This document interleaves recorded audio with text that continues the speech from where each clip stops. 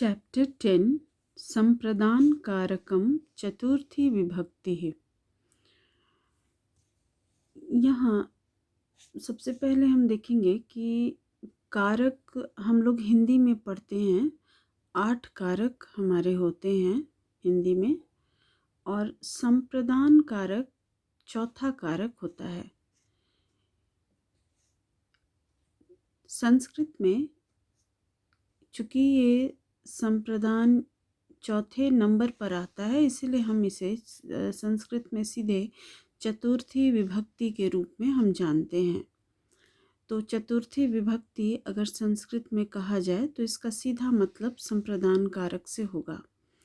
अब संप्रदान कारक का चिन्ह होता है को या के लिए, यानी किसी व्यक्ति के लिए कार्य करना या किसी को कुछ देना। यहाँ पे हम देखते हैं इस संप्रदान में, यहाँ सीधे एक शब्द हम ले लेंगे प्रदान। प्रदान करने का मतलब किसी को देने, प्रदान का मतलब है किसी को देना या प्रदान करना। तो इसको याद करने के लिए ये सबसे इजी तरीका है कि इसको हम साधारण रूप में से याद कर लें कि संप्रदान का अर्थ है किसी को देना या किसी के लिए कार्य को करना। अब हम यहाँ पर इसके परिभाषा को देख लेंगे। संप्रदान अर्थात समयक रूप से देना, जिसे कोई वस्तु दी जाए अथवा जिसके लिए कुछ किया जाए, वह संप्रदान कारक कहलाता है। अब हम लोग यहाँ पर देखेंगे, यहाँ 2 उदाहरण दिया गया है। राजा ब्राह्मणाय धनम ददाति, राजा ब्राह्मण को धन देता है। पिता पुत्राय फलम आनयति, पिता पुत्र के लिए फल लाता है। यहाँ हम देखते हैं को और के लिए दोनों का यहाँ प्रयोग हो रहा है। जैसा कि मैंने पहले ही बताया है कि इसका चिन्ह को अथवा के लिए के रूप में होगा। अब हम इसके अनुवाद को सीधे देख लेंगे। इदम तीर्थ स्थानम अस्ति, यह तीर्थ स्थान है। अत्र अतीव जन सम्मर्दः अस्ति, यहाँ अत्यंत भीड़ है। सर्वे जना नद्यां स्नात्वा भिक्षुकाय दानं कुर्वन्ति, सभी लोग नदी में स्नान कर भिक्षुक को दान करते हैं। एका महिला देवाभ्याम पुष्पाणि यच्छति, एक महिला दो देवताओं के लिए फूलों को देती है।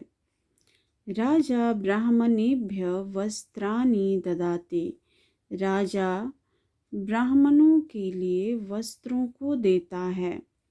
सर्वे भिक्षुकाः मंदिर समीपे तिष्ठन्ति, सभी भिखारी मंदिर के निकट बैठते हैं।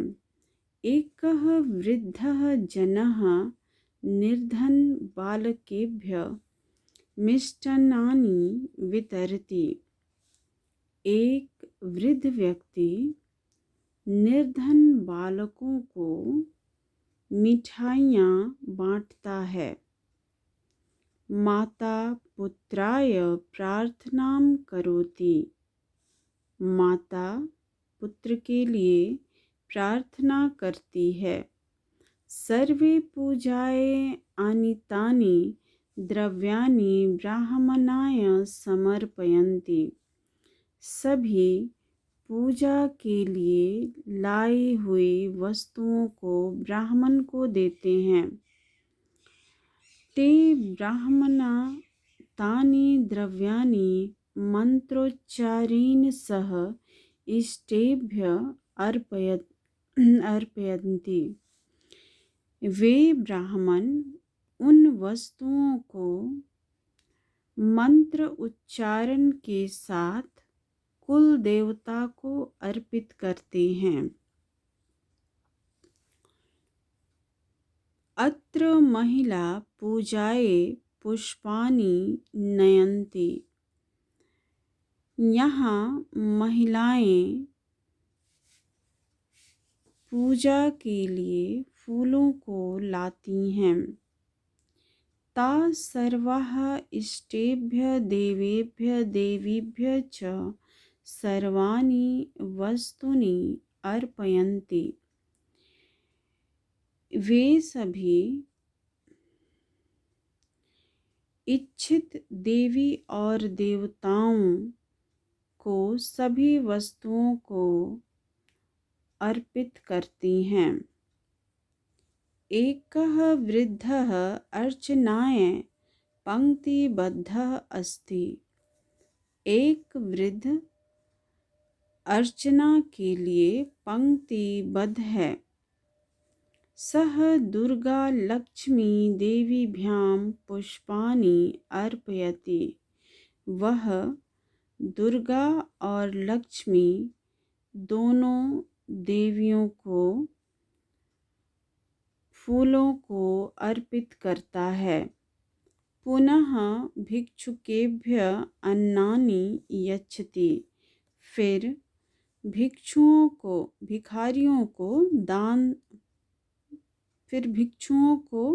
या भिखारियों को, आप जो चाहे लिख सकते हैं, अन्न देता है।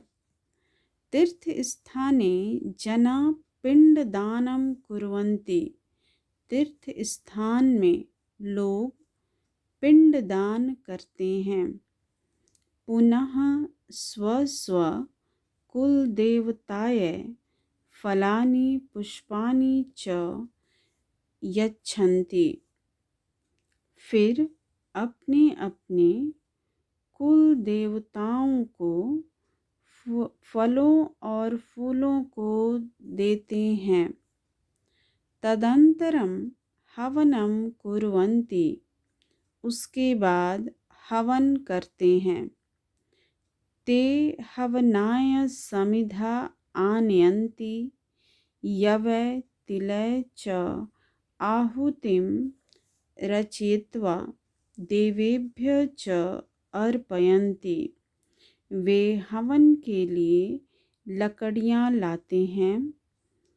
जौ और तिल की आहुति बनाते और देवताओं को अर्पित करते हैं।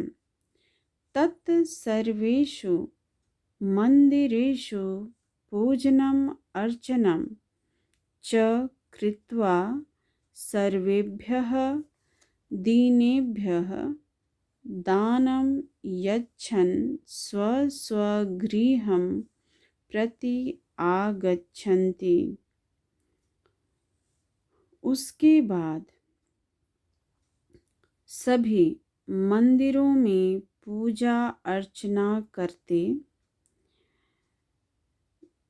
सभी गरीबों को दान देकर अपने अपने घर आते हैं। तो ये हमारा अनुवाद कंप्लीट हो गया है।